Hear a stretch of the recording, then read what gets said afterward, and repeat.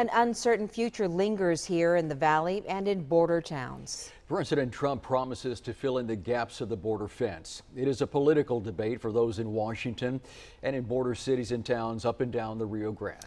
Tonight, Channel 5's Angelo Vargas tells us it's really about the lives of people who live along that fence and even in the gaps. They know it will impact them, their families, and land in a way that no one else could understand.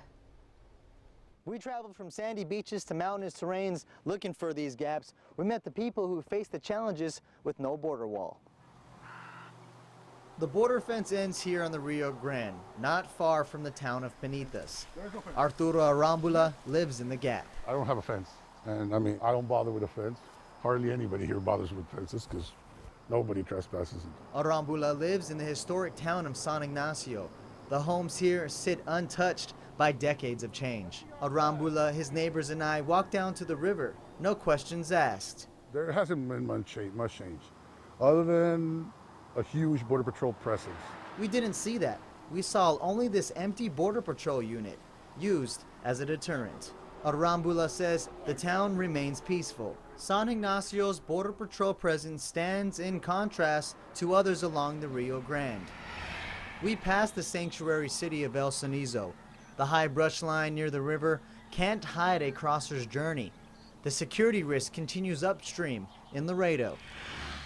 We see almost on a daily basis the Border Patrol vehicles running across. Army veteran Eleno Baron lives a few feet away from an unexpected path into the city. He's used to the commotion.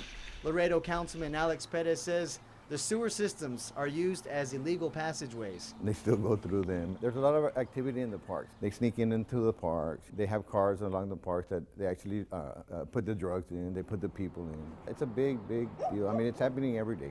Perez says the gaps need to stay. Laredo's only border fence surrounds part of the Laredo Community College. For us, a small fence has worked. The Environmental Science Center director Tom Miller walked us around the 90-acre conservation site. Miller says the 1-mile fence is open to the public. You just have to ask for the combination to unlock the gates. Who wants to sit here all day long watching that gate? And actually there's 11 gates through our fence. Miller agrees another barrier will not work in Laredo. We have too much change of topography to really make it practical. The city worries about its uncertain future for its trade efforts. Laredo is the third largest import and export city in the nation. Baron calls trade the heartbeat of the U.S. and Mexico relationship. This is very critical. We have people, families depending on the trade. So like I said, with the wall, this will collapse. The Rio Grande twists and turns further northwest, fenceless. The Big Bend Mountains, ranchlands, and a row of green pipelines lead the way to Presidio. The community relies on the Mexican city of Ojinaga for their economic survival. It does affect both cities, I guess, because Presidio and Ojinaga are sister cities. Elida Martinez tends the desk at a hotel in Presidio. She's lived here since 1970. Martinez tells us the international bridge is often shut down by Mexican police. We rely on each other to go and buy groceries. They all come down and purchase a lot of things in Presidio. We witnessed the closure ourselves. Police told us the increase in gasoline prices provoked 250 protesters across the river. They took over the international bridge. The gaps continue. Another section of the fence begins in Fort Hancock.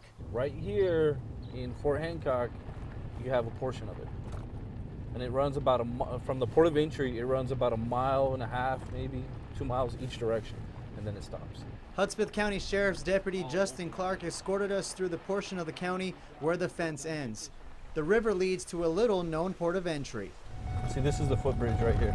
This is one of 2 footbridges that lead to Mexico. Deputy Clark tells us the 5th pillar on this footbridge is considered the international boundary. He explains this is where most of the people who cross the border illegally enter into. Deputy Clark explains this footbridge is also used as a drug smuggling corridor. What they do is they cross the border illegally and they use the light poles as drop-off points. They'll have it preset where they load the drugs into a car and they'll take them back to El Paso. Once they get in El Paso, they take them to the stash house, they'll repackage them, and then they'll ship them all over the country. They were built for We first showed you these footbridges 7 years ago. Hudspeth County Sheriff Arvin West says the bridges have stayed about the same for the last 40 years. And I've even offered to take my own damn torch down there and cut them down, but to this day they're still there. West says filling the gaps with the wall will not work. There's 98 miles of Hudspeth County. There's only 7 miles of what we refer to as Jurassic Park fence, and it's not effective at all. West wants more agents to patrol the county. Border Patrol installed sensors near the footbridges. We saw the problem firsthand. We watched the clock with Deputy Clark. It took 21 minutes for an agent to find us and ask us why we were there. West tells us with or without the needed agents, his jail can't hold any more. If you look at my average of what I keep in jail here, I average .003 locals in my county jail.